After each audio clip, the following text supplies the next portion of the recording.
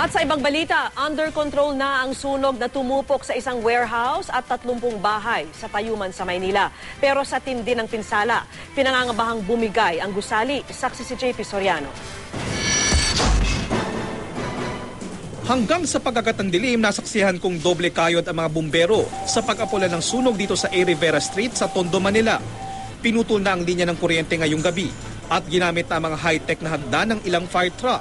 Sumiklap ang sunog pasado alas 11 pa ng umaga kanina, pero hindi pa ganap na maaapula dahil may mga bahaging hindi mapasok ng mga bumbero.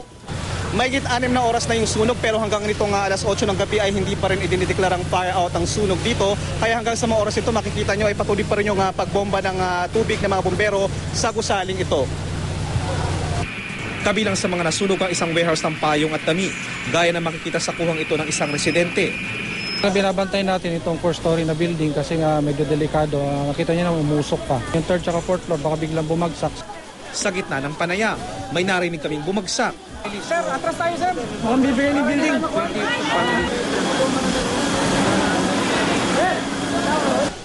Agad pinalayo ang mga tao sa paligid ng gusali at kinordonan ang lugar. Bukod sa warehouse, apektado rin ang humigit kumulang 30 bahay. Nawala ng tirahan ng tinatayang 200 pamilya. Wala, umbos na po. Totally lahat. Yung buong compound namin. Kasama sa mga nasunugan ng mismong punong barangay. Hindi ko alam kung sa amin o sa kabilang bahay. Mga wire kasi dito sa amin, di ba, umulan. So natuyo, pwedeng lumutong. Sa gitna ng pag-aapula ng sunog, isang volunteer firefighter ang nabagsakan ng isang pader na rumupok dahil sa apoy. Luwag! Bilis! Luwag! Huwag magpapanig ha! Ayon sa BFP Manila, isang lalaki rin ang naiulat na nasugatan sa ulo at 6 na iba pa umano ang nagtamo ng minor injuries.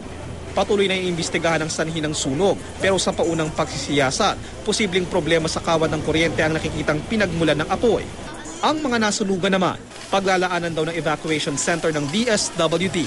Ang mga madre naman na may feeding program dapat sa lugar sa mga nasunugan na ibinigay ang pagkain. Ako si JP Soriano, ang inyong saksi.